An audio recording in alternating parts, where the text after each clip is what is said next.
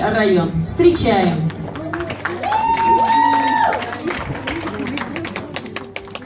Каков он человек с благородным сердцем?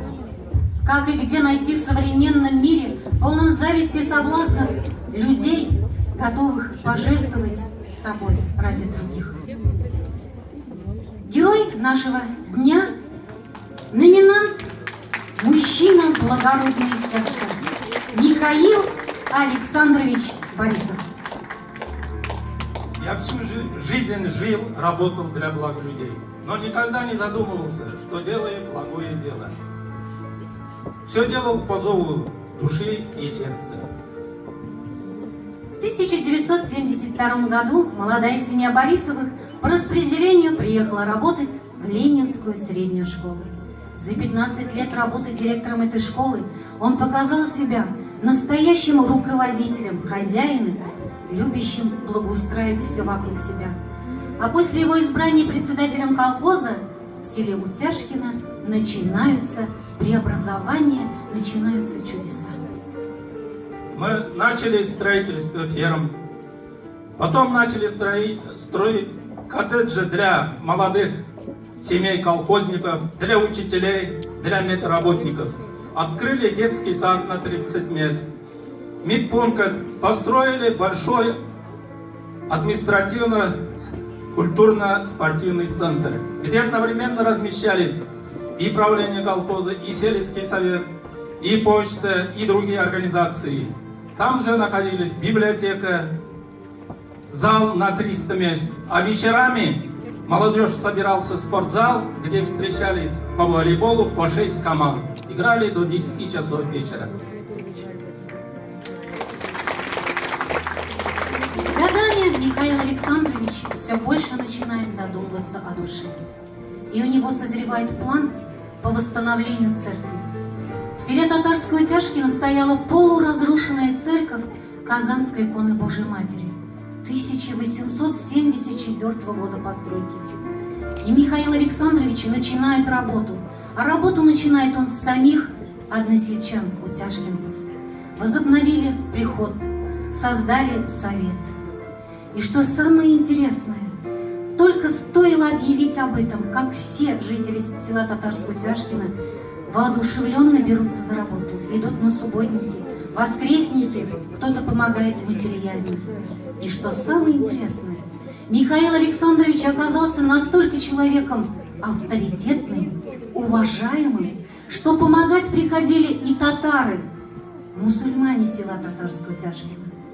И полуразвалившиеся здания, с которой в 30-е годы были сброшены колокола, иконы и рисунки были замазаны глиной, а само здание в советские годы было отдано под школу, начинает приходить в себя, обновляться, оживать. Самую большую помощь в восстановлении храма оказывал мой бывший ученик Вишканов Виктор Николаевич, он же отец Дорофей, настоятель одних из храмов города Москвы. При финансовой поддержке мы первый же год отремонтировали второй уровень церкви, покрыли крышу, установили большой купол с крестом. После этого работы пошли лучше, потому что взялся так нефиг помогать.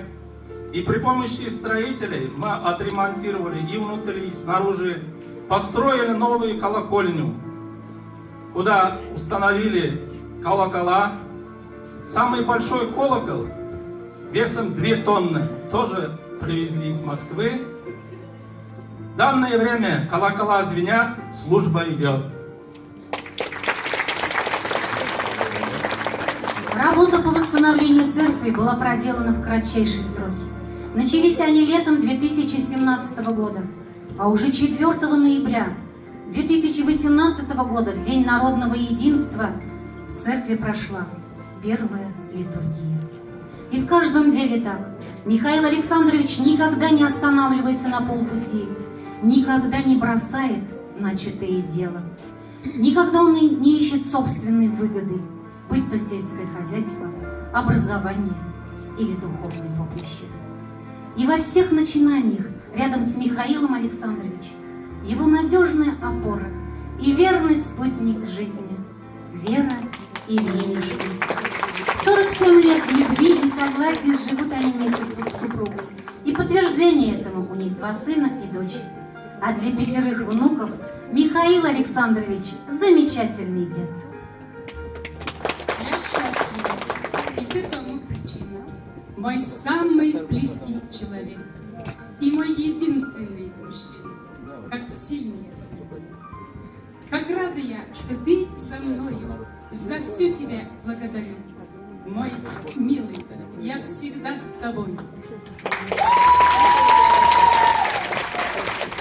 Человек счастлив когда есть любимое дело. Его окружают понимающие коллеги, друзья, дружная семья. Я прожил счастливую жизнь, ставил цели и их достигал. Я дарю вам частицу своего сердца. Видишь, Ариков? А ведь Михаил Александрович даже не родился в селе Татарской Утяшкино, а приехал работать в наше село по распоряжению обкома партии. И это село стало для него своим, родным, а жители самыми близкими людьми. Само село – это вторая родина Михаила Александровича. Только этим можно объяснить, с какой любовью он восстанавливал родники, создавал плотины, сделал пруд. Один из прудов и по сегодняшний день называют Михайловским, Мишалками. Михаил Александрович – человек интернациональный. Только этим можно объяснить то, что он вхож в любой дом в нашем селе, в любую семью.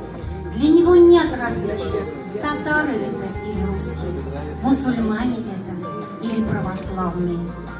Но вместе с тем он горд тем, что он грешен. Он не забывает о своих крещенских корнях и бережно хранит традиции своего народа.